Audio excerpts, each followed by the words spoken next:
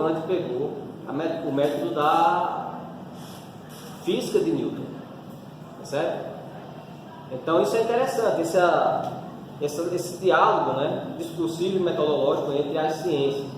Então ele traz para a filosofia dele um método que é o seguinte: primeiro nós temos os axiomas. Com esse método ele está dizendo o seguinte: eu não vou precisar provar nada do que eu estou falando. Tudo que eu falar já será autoevidente naquilo que eu estiver dizendo. Esse é o método. Percebe? Nós não vamos precisar provar nada. Porque por si só, as proposições já estarão previamente corretas. Elas são incontestáveis. Entende? Nas próprias proposições. Percebe? Veja lá. Então, dentro desse método, ele não precisará provar nada, para além do que ele disser, para além do que ele escrever. Porque as proposições em si mesmas são autoevidentes. Entende? Elas são autoprováveis nelas mesmas. Não traz nenhum elemento de fora. Entende?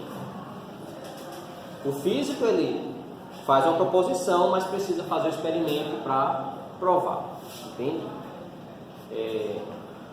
Ele não. Ele vai dizer, olha, as minhas proposições, assim como... Porque o método euclidiano da geometria é o seguinte: é a forma de se pensar a geometria. Entenda. Se Euclides disser que um ponto é algo espacial que não tem partes, quem vai duvidar? Entende? Porque ele está traçando da geometria suas próprias concepções. Entende? Ele está definindo ponto a ponto dos objetos da geometria, a reta, o triângulo. E quando ele define, ele dá suas definições. E quando há axiomas, eles não podem ser contestados, porque é ele que está propondo essas ideias. Percebe? Ele só tem a preocupação de fechar o raciocínio naquilo que ele mesmo está fazendo. Entende? Se alguém vier com outra proposta, vai encontrar barreira. Por quê? Porque o sistema já está fechadinho. Certo? Tá, você pode ter 1 milhão de definições sobre ponto, mas o que vai valer é a minha. Porque dentro do geral aqui, está tudo se encaixando. Percebe? Então ele sai totalmente de qualquer possibilidade de contestação. Porque para você contestá-lo, você tem que, lógico, né? Dentro dos sistemas filosóficos, você tem que minar o sistema. E como eles geralmente são fechadinhos, é difícil você fazer isso. Percebe? Então, eu não posso dizer que Kant estava errado se eu parto do pressuposto de que o mal surgiu nas relações sociais. Entende? A questão de Kant é subjetiva. Então são métodos diferentes. Eu não posso contestar uma coisa se não partir dos mesmos pressupostos dela. Entende? Então fica um discurso inválido você dizer que Kant era idiota, como Nietzsche falou. Porque Nietzsche parte de outros pressupostos. Ele não busca os fundamentos subjetivos. Entende? Ele traz das relações sociais para dentro do subjetivo. E vai para outro caminho. Então, são caminhos opostos, embora se relacionem. É possível os discursos a gente entrelaçar. Mas, no sentido geral, não tem como você, em termos de método, convergir. Certo? E aqui eles têm coisa aí. Então, os axiomas são verdades gerais incontestáveis. Ele vai gerar uma proposição que é incontestável. Dessa proposição, vai puxar postulados. São desenvolvidos a partir dos axiomas e, se comprovados, viram verdades específicas. Os axiomas são verdades maiores, verdades gerais. Certo? Veja lá, uma verdade, para vocês terem uma noção. Se eu digo que Deus é o Criador de todas as coisas, isso é um axioma geral dessa tradição que diz isso. Percebe? Então tudo tem que convergir a isso. Não se está questionando aqui se Deus existe, se Deus não existe. Entende? Você tem que ver a proposição que se está propondo. Depois verificar se toda a linha está coerente com essa proposição. Se eu digo que Deus criou todas as coisas e digo que o mal surgiu sozinho, então eu já queimo o meu próprio axioma. Então eu não posso dizer que Deus não criou o mal. Eu tenho que dizer que Deus criou o mal. Percebe? Do sistema. Então, quem vem de fora, ele não vai contestar. Ele vai contestar se eu disser que Deus não criou o mal, porque ele estaria em contradição com o que eu disse, que Deus criou todas as coisas. Percebe? Aqui não se está questionando se Deus existe, Deus não existe, ou se Deus é criador, se tem uma criação. A questão não é essa. Uma vez estabelecida a proposição, eu tenho que raciocinar se as demais postulados que partem dela estão enganjados nessa proposição. Entende? Eu não posso dizer, mas Deus não existe, mas não houve uma criação. A questão não é essa. Eu tenho que partir do pressuposto de que quem está propondo a proposição está pensando dessa forma, de que há uma existência, de que há um Criador.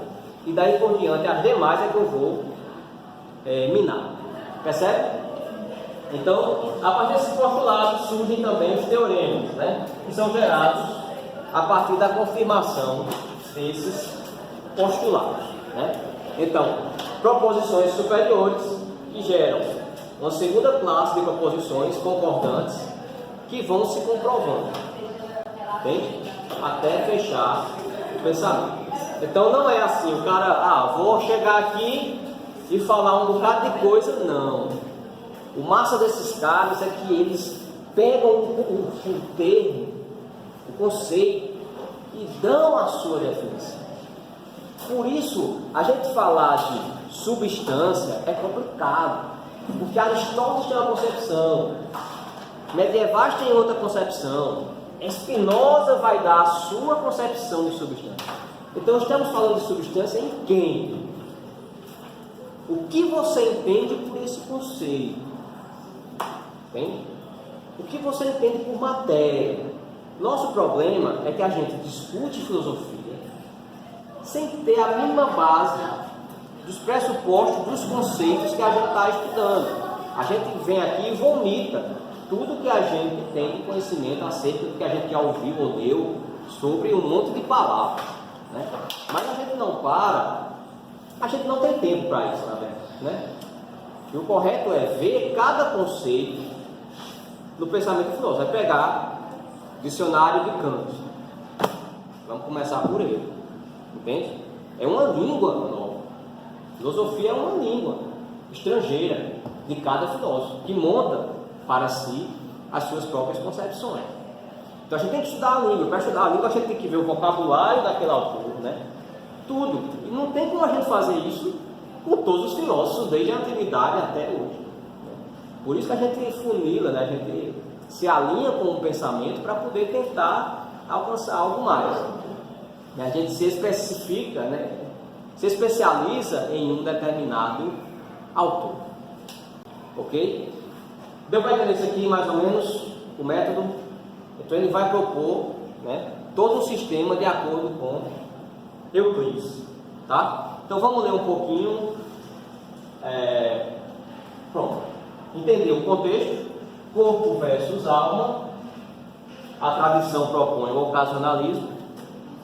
Deus como intermediário, certo? E depois vem Spinoza. Para Spinoza, ele mantém um conceito de Deus e propõe que a extensão e pensamento são atributos desse Deus. Percebe? Então ele foge de Deus como intermediador. Ou seja, corpo e alma ele vai trazer para dentro do próprio conceito de Deus. Certo? Veja lá. A tradição diz que ele é panteísta. Deus está em tudo e tudo está em Deus. Mas há um detalhe quanto a isso, certo? A gente vê depois. Vamos ler um pouco desse gênio, né? É muito bom, é gostoso ver Spinoza por conta da filosofia, né? Que são conceitos filosóficos, é pura filosofia, né? Ele não viaja na maionese de outras coisas, entende? Ele viaja na maionese da filosofia. Então vai lá, ó, por causa de si, ele começa dando as definições. Veja o método, definições, ele começa, né? Aí sobre a primeira parte, Deus, e ele começa com definições. Nada mais justo para um filósofo definir conceitos.